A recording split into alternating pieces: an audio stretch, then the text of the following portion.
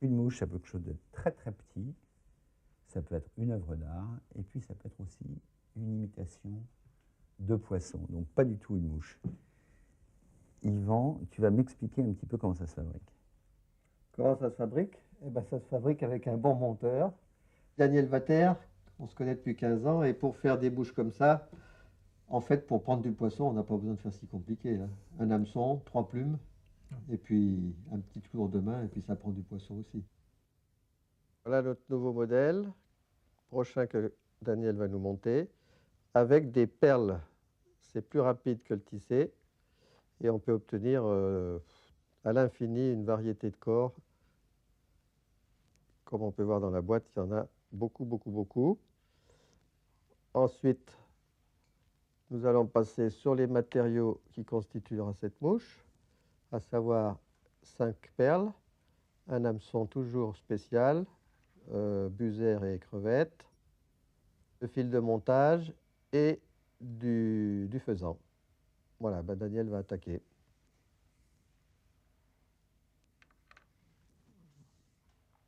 Enfiler, c'est le cas de le dire, c'est le moment d'enfiler des perles. Voilà, pour une fois, c'est la réalité. Alors les perles ont un avantage, c'est que certaines sont translucides, un peu comme celle-ci, et on peut varier le fil de montage qui sera dessous. Voilà nos perles en place. Il faut les bloquer.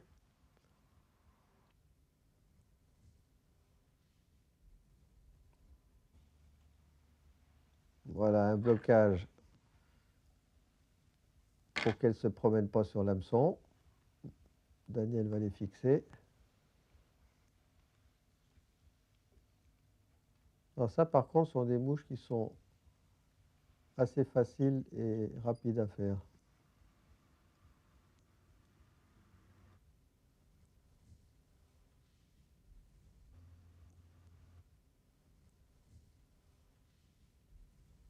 Voilà notre blocage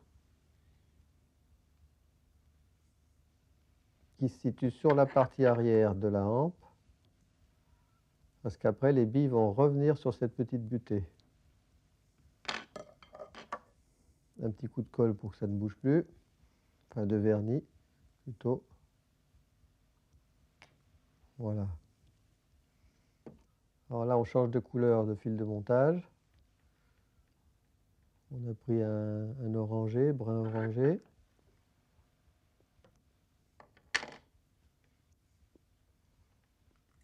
Petit blocage des perles.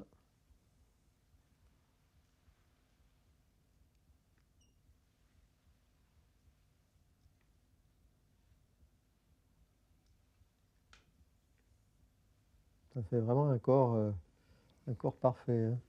Voilà notre faisan qui va être fixé.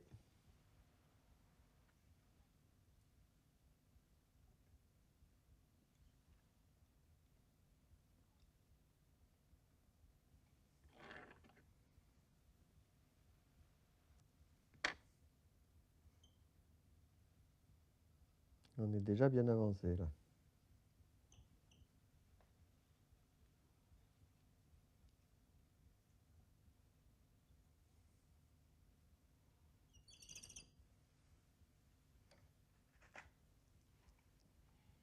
Alors là, va y avoir une petite,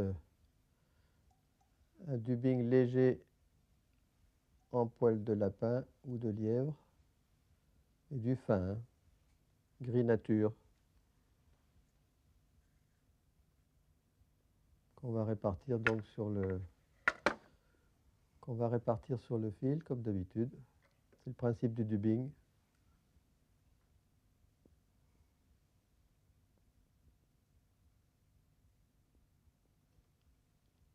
Jamais un lapin ou un lièvre n'aurait pensé dans sa vie terminer dans les mains d'un moucheur et sur des mouches artificielles. Mais il s'avère que c'est un matériau qui est très très utilisé. En particulier une mouche bien connue des pêcheurs qu'il faut impérativement avoir dans sa boîte, ça c'est un pêcheur qui n'a pas des oreilles de lièvre dans sa boîte, passe à côté de la pêche. Alors pourquoi on appelle ça oreille de lièvre? C'est que c'est effectivement les poils qui se trouvent sur les oreilles des lièvres ou des lapins, mais des lièvres en particulier, qui ont l'avantage d'être courtes. Elles sont bien proportionnées et flottantes, d'où l'appellation oreille de lièvre. Alors c'est une mouche intéressante à plusieurs titres. C'est qu'elle est visible, elle peut flotter, et si on la salive un petit peu, on peut la faire pêcher en émergente. Quand elle est mouillée, elle pêche en émergente. Et c'est un sauve-bredouille de première qualité. Si j'avais à choisir 3 mouches ou 4 mouches dans ma boîte, je prendrais impérativement des oreilles de lièvre, une Panama et un sedge. Et avec ces 3 mouches-là, on peut être presque certain de faire du poisson dans le monde entier. Ce sont des mouches passe-partout. Il y en a une que j'oublie un peu, que certains connaissent aussi, c'est la fameuse peute. La mouche peute, qui n'est pas belle à voir, qui est même vilaine, mais qui prend du poisson. On en fera peut-être une tout à l'heure. Voilà, notre affaire se présente bien.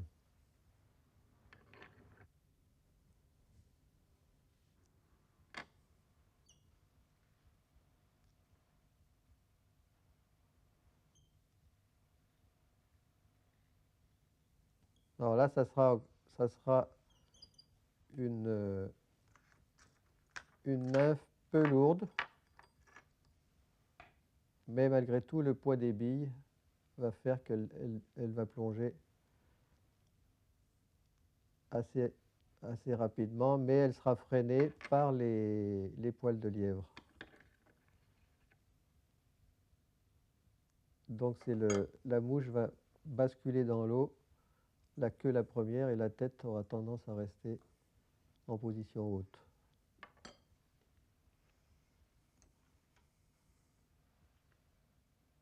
Voilà, le petit outil pour peigner les poils.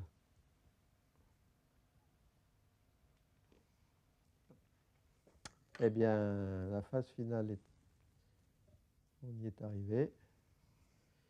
Et tu vas nous présenter la star.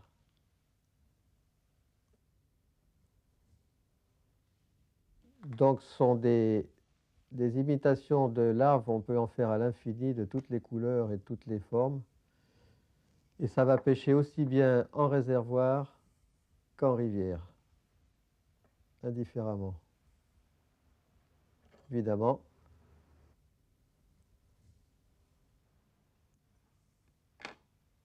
peut-être que cette couleur-là fonctionnera un jour et peut-être pas le lendemain. C'est pour ça qu'il faut avoir dans sa boîte plusieurs tours. Voilà la présentation de la Daniels Nymph. Comme on peut le voir, Daniel n'a pas coupé intentionnellement les poils sous la tête de la nymphe pour imiter les petites pattes. Comme ça fait une imitation presque parfaite. Voilà. Eh bien, elle est belle. Merci.